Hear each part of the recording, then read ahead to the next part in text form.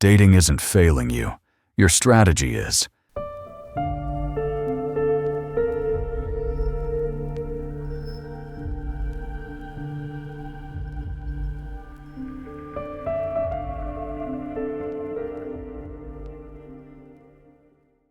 How many times have you sat across from a man, smiling through small talk, only to feel him pull back the moment you reveal what you truly want? Why does every honest answer push him further away? Why does doing it right keep leaving you alone at the end of the night? You've been told honesty is strength. You've been told setting standards early shows confidence. So you lay it all out. Marriage timeline, kids before 35, stability, the whole plan. But instead of drawing men closer, it repels them. Instead of clarity, it creates distance. The date ends. The texts stop. The cycle repeats. And you're left asking the same question on loop. Why does transparency feel like poison? Here's the brutal truth. Women are stepping into today's dating market with a playbook that was never built for competition. Men have spent decades mastering rejection, risk, and influence. Women were promised they only needed to show up and be chosen. That illusion worked in your 20s when you held the power. But once the tables turn, once men gain options and leverage, that script collapses, and every date becomes another silent rejection. What nobody tells you is this romance isn't about shared values. It isn't about honesty. It isn't even about being a good woman. Romance is negotiation. It's leverage. It's influence. And if you don't learn the rules, you will keep losing to women who already have. So let's rip the mask off the blind spot that's been sabotaging you all along. Most women enter the dating market with the wrong manual.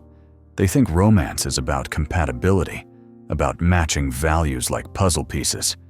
They believe stating what they want up front is maturity. But here's the frame nobody hands you. Romance isn't confession, it's negotiation. And in negotiation, the one rule you never break is announcing your bottom line before proving your value. Yet that's exactly what women do on first dates. They broadcast timelines, drop checklists, reveal urgency. To them, it feels like clarity. To men, it feels like a flashing sign desperation for promotion. He doesn't feel chosen. He feels screened for a role in a pre-written script. And that's where the attraction collapses. You thought he was listening to your vision of family dinners and vacations. He's not. He's weighing the cost. He's asking, do I really want to invest my future into this contract? More often than not, the answer is no. The irony cuts deep. Women hate being objectified. Yet they turn around and objectify men into life plan placeholders. Just as men reduce women to bodies, women reduce men to boxes to check. And the result is the same: replaceable, forgettable, uninspiring. What nobody tells you is this maturity without strategy isn't strength, it's sophisticated failure. Men have trained for generations to disguise raw desire and build influence. Women were told to just be authentic. And that outdated advice is why so many sit across from another man who vanishes once the checklist comes out. If you don't hold the frame, you lose the game. And right now, most women are playing blind. Like this if you've ever watched someone pull away right after you thought you were being honest. So why do men pull back the second they hear the checklist? Because what you think is romance feels to him like a sales pitch. And nobody enjoys being sold. Picture it. The pushy salesperson who won't stop upselling. The recruiter who only cares about filling a vacancy. The pressure cooker of a job interview where you know you're being judged. That's what a man feels when a woman leads with requirements. He doesn't hear marriage in 2 years. He hears a deadline. He doesn't hear kids before 35. He hears a biological alarm clock. He doesn't hear shared goals. He hears obligation with no room for desire. In his mind, he isn't stepping into a connection. He's being cornered into a contract.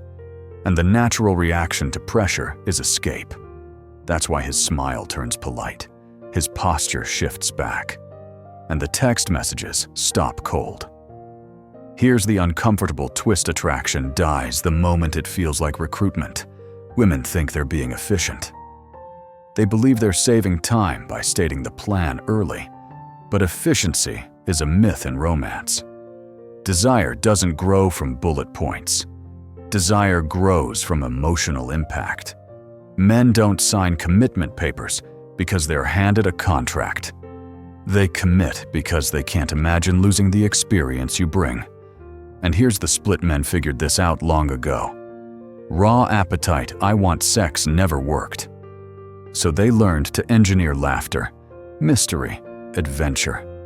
They created reasons for women to crave them. Meanwhile, women still lead with generic demands: marriage, kids, stability, needs that existed before him, needs that could be met by anyone. And he feels it instantly. He doesn't feel chosen. He feels replaceable. Quick check: have you ever felt like you were being interviewed on a date? Drop a comment if that moment killed the vibe instantly. The real question isn't whether your standards are valid. The question is whether your approach makes him want to meet them. And until women see this, every date will feel like déjà vu. The same smile, the same silence, the same ghosting. But what if the game flipped and instead of pressure, you became the prize? In your 20s, the rules felt easy. You didn't have to chase men came to you. They competed. They strategized. You were the selector in a crowded job fair, and selectors don't need persuasion skills. They just sit back, review applications, and decide who gets the role.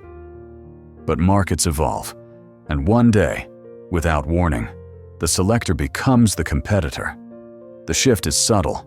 At first, you barely notice it. 1 year, you're juggling multiple offers. The next, you're struggling to even get a callback. Men who once pitched you long-term plans now keep things casual. Men who once fought for your attention now act like they have better candidates waiting. And here's the sting: they often do. Because while you're showing deadlines and checklists, younger women are showing energy, spontaneity, and fun. This is why so many women feel blindsided in their 30s. They're still using the same playbook that worked a decade ago, still acting like the prize, while the market is flipped. They're no longer the recruiter choosing from applicants. They're one of many applicants in a hyper-competitive arena. And instead of adapting, they double down, they get louder, they get stricter, they try to force what no longer comes naturally. Meanwhile, men have always been forced to master rejection.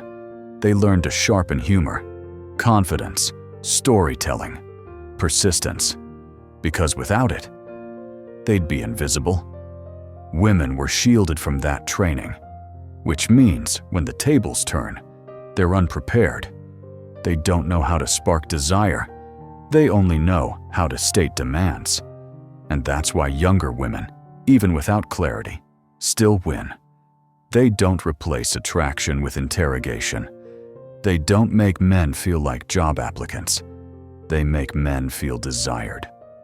And in a market built on influence, desire always beats demands. Have you felt this flip yet, the moment when options shrink instead of expand? If yes, you've already entered the competitor phase. And that leads to the real crisis. What happens when expectations stay sky high while the market sees your value as declining? Here's the brutal truth nobody likes to admit. Dating is economics. Every relationship is a transaction of value. And when the cost outweighs the benefit, the market rejects the deal. It doesn't matter how much you believe you deserve. The market doesn't care about feelings. It only responds to exchange. Too many women overprice themselves. They rattle off credentials like a resume career, independence, emotional readiness, as if those were premium selling points. But to men, those aren't luxuries. They're baseline, minimum entry requirements. That's like a street vendor bragging their food is edible. It's not a reason to buy. What draws people in isn't the basics, it's the unique flavor, the premium experience, the irresistible difference. Flip the perspective. From his side, what is life with you worth? Does it feel lighter or heavier? Does he gain peace or inherit pressure? Do you amplify his wins or remind him of obligations? These questions are his silent cost-benefit analysis. And if the experience doesn't outweigh the cost, he won't invest. Simple economics. And here's the sting: standards without equivalent value aren't empowerment. They're delusion. Saying I want a man who's accomplished, loyal, stable, attractive doesn't make you magnetic. It makes you a consumer demanding a product. And when you demand boutique prices while delivering knockoff energy, the market simply walks away. Men don't commit because you need them. They commit because with you, life feels upgraded. Not because you're ready for marriage, but because marriage with you feels like winning the lottery. Not because you want children, but because you embody the kind of legacy he actually wants to build. Quick gut check if your love life feels stuck. Ask yourself, are you offering premium value or just charging premium prices? And that leads to the real question if it's all economics. What exactly creates premium value, the kind men fight to secure? Need pushes men away. Choice pulls them closer. That's the hidden law of attraction. The moment a man senses you need him, he feels pressure. Pressure makes him defensive. Pressure makes him search for the exit. But when he feels you choose him, the energy flips. Choice makes him feel exceptional. Choice makes him feel powerful. And men always run from pressure but chase power. Listen to the language. I need a husband before my eggs expire. To you, that's honesty. To him, that's a prison sentence. He's not a man anymore. He's a utility. Now flip it. You make me imagine futures I never considered before. That's not need. That's desire. That's promotion. Suddenly, he feels like the prize, not the prisoner. This is where women get vulnerability wrong. They've been taught it means confessing needs. But real vulnerability isn't desperation. It's showing hunger for him specifically. Not a generic husband, not a faceless provider. Him.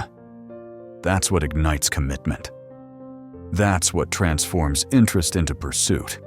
It's why men don't respond to timelines or checklists. They don't want to be slotted into vacancies. They want to feel irreplaceable.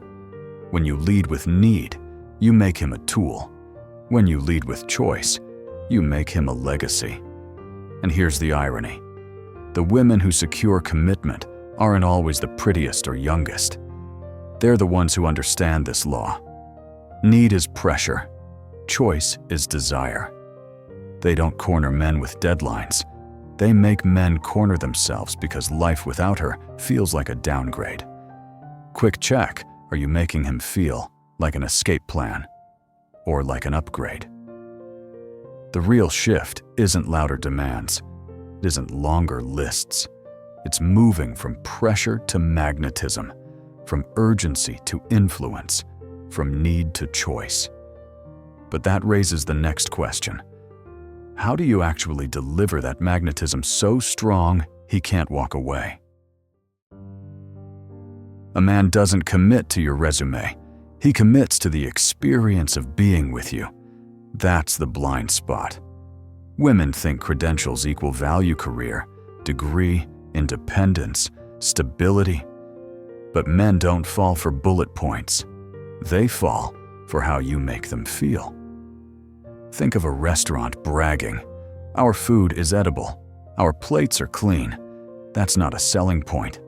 That's the minimum. What keeps people coming back isn't hygiene. It's flavor, atmosphere, the experience they can't get anywhere else. Relationships work the same way. Baseline competence doesn't inspire devotion. Unique experience does. So ask yourself when he spends time with you. Does he feel lighter or heavier? Do you calm his chaos or add to it? Do you celebrate his wins or remind him of duties? These aren't small details. They're the exact measures men use to calculate value without ever saying a word. And if the experience feels like pressure, no resume in the world will save you. This is why so many women with impressive accomplishments still struggle in love. They think success transfers between arenas, but attraction doesn't reward credentials, it rewards impact. A man doesn't commit because you're qualified. He commits because life feels undeniably better with you in it. And here's the irony. You can be the most educated, independent, prepared woman in the room and still lose to someone with less on paper, but more magnetism. Because men don't marry resumes. They marry experiences. They don't dream about your degrees. They dream about how you turn their hard days into bearable ones and their good days into unforgettable ones. Quick pause if your resume is perfect, but your love life is chaos. Maybe you're selling the wrong product. So stop asking, why don't men value my readiness? Start asking, what's the emotional experience of being with me? That's the real resume. That's what sells. But if experience is the product, then influence is the skill. And most women never learned influence. Influence, not honesty, is what drives attraction. That's the line nobody wants to hear. Because women have been taught the opposite their entire lives. Be transparent. State your standards. The right man will respect it. But the marketplace doesn't reward honesty. It rewards impact. You don't win by announcing what you need. You win by engineering an experience so magnetic he wants to give it. Picture a negotiation table. No skilled negotiator opens with, "I'm desperate. Here's my bottom line." That move guarantees weakness. Professionals listen first. They read the room. They study the other side's hunger. Then position themselves as the solution. That's how deals close. Romance follows the same law. Men don't commit because you declare your standards. They commit because you've framed yourself as the only answer that makes sense. And here's the irony. Men cracked this code generations ago. They knew "I want sex" meant nothing. So they learned to orchestrate experiences, laughter, intrigue, challenge, mystery. They became conductors of emotion. They didn't declare desire. They manufactured it. Meanwhile, women were told to wait, to show up, to be authentic. And now, that outdated script is killing results. Because honesty without leverage is just noise. And noise never moves hearts. Quick reality check. Have you ever told a man exactly what you want, only to watch him vanish anyway? That's not bad luck. That's the absence of influence. Influence isn't manipulation. It isn't lying. It's strategy. It's the ability to understand what he craves and embody it.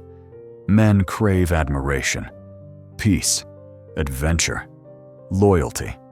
Give him that, and he'll build castles for you. Give him demands, and he'll disappear. So the question is simple. Are you confessing? Or are you creating? Are you announcing? Or are you influencing? That single shift separates the women. Men leave from the women. Men compete to keep. But if influence is the missing skill, the next question is obvious. How do you actually use it without faking or forcing? So how do you actually use influence without crossing into manipulation? The answer is positioning. Stop walking into dates as if men are the prize you must convince. Start walking in as if you're the value he'd be a fool to lose. Think about shopping. You don't buy from a store because the clerk begs for commission. You buy because the product solves your problem and feels worth the price. Men are no different. They don't commit because you want marriage. They commit because life with you feels like an upgrade they'd be stupid to pass up. This is where women crash. They lead with pressure. I need kids before 35. I need marriage in 2 years. I need stability. Those aren't selling points. Those are burdens. And burdens don't sell. What sells is desire. What sells is experience. A man doesn't want to feel like he's signing a contract. He wants to feel like he's claiming treasure. So ask yourself, when he pictures life with you, does he see obligation or elevation? Does he imagine stress? Or does he imagine peace? Does he feel like he's being recruited into your life plan? Or like he just discovered something he didn't know he needed? That narrative determines whether he invests or walks. Here's the kicker. You can't demand premium commitment while offering discount energy. If you want him to bet his future on you, you must deliver an experience that feels irreplaceable. That doesn't mean being perfect. It means being exclusive. The women who win aren't always younger or prettier. They're the ones who position themselves as high value worth competing for. Quick gut check. Are you packaging yourself like a premium brand or like clearance on the discount rack? That's positioning, not force, not traps. Influence that makes him realize on his own that life without you is worse. But if positioning is everything, then here's the real test. What role are you making him cast you in inside his story? Every man tells himself a story about the woman he's with, and that story decides everything, whether he commits or disappears. The real question is simple. What role are you writing for yourself in his narrative? Show up with deadlines, lists, and requirements. And the story he tells is obvious. You're not the adventure. You're the assignment. You're not the upgrade. You're the liability. No man lies awake at night fantasizing about extra work. But flip the frame, and the narrative shifts. Become the character who expands his world. The one who makes hard days lighter and good days unforgettable. Suddenly, commitment doesn't feel like sacrifice. It feels like strategy. Keeping you becomes his smartest move. Think of the contrast. Adventure versus agenda. Spark versus checklist. Peace versus pressure. Which side do men chase? Not the interview, not the interrogation.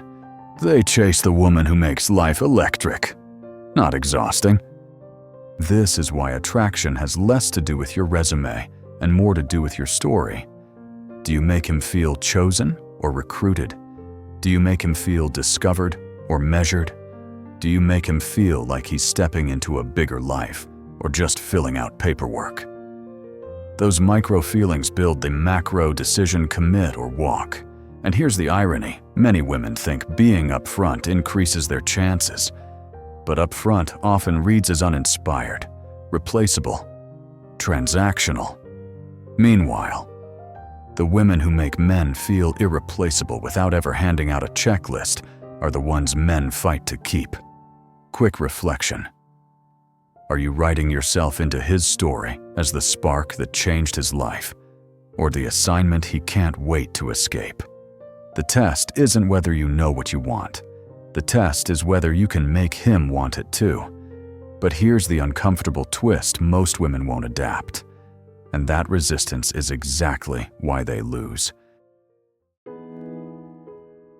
Here's the truth that burns. Most women won't change. They'll repeat the same failed tactics, leading with needs instead of desire. Interrogating instead of enchanting, demanding instead of deserving.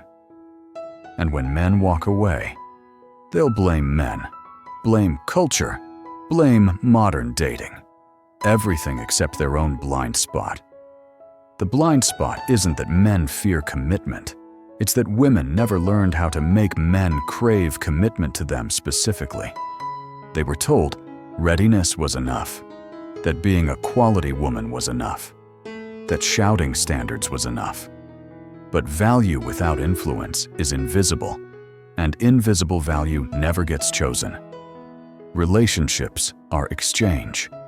Influence isn't manipulation, it's mastery of value.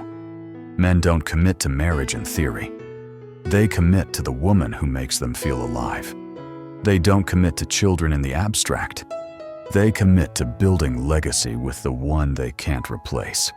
They don't commit from pressure. They commit from hunger. If you can't create desire, no resume, no checklist, no timeline will save you.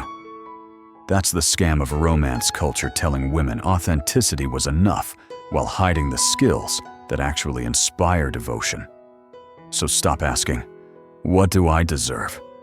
Start asking, what do I inspire? Because men don't choose from obligation. They choose from craving. And if you can't make him crave you, someone else will. If this stings, good. That's your signal. Don't numb it. Use it. Because the moment you confront your blind spot is the moment you gain leverage. Like this video if it cut through illusions. Share it with women who need this wake-up call. Subscribe for truths that won't flatter your ego but will finally set you free. The blind spot isn't out there. It's in your strategy. Fix it. And men won't run, they'll compete for you.